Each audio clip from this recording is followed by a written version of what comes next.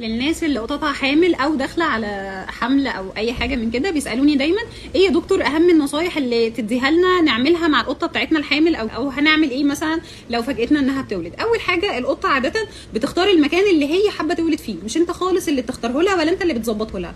هي في مكان معين هتلاقيها رايحه جايه عليه، ده غالبا المكان اللي هتولد فيه، فانت هتبدا تركز مع الاماكن اللي بتروح وتيجي عليها كتير، زي مثلا فوق الدولاب هتلاقي مكان يعني مجمله ان هو هادي وبعيد خالص عن الناس. فاحنا اول حاجه هنبدا نجهز لها المكان ده او نفرش لها فيه حاجه، بحيث انها لو ولدت احنا عارفين انها من نفسها هتروح للمكان ده.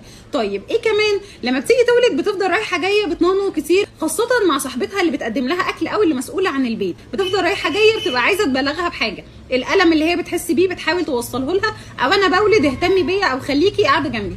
فلو سمحتوا اليوم ده خلينا نبقى مهتمين ان احنا نفضل جنب قطتنا، خاصه لو هي اول ولاده ليها، لان الموضوع ده مهم جدا في اول ولاده، لان في قطط كتير جدا لما بتولد بتخاف من القطط وبتاكل القطط بتاعتها خوفا على القطط الجديده، او عندها عدم استيعاب للموقف اللي هي فيه. ثالث حاجه المفروض نعملها مع القطه ايه؟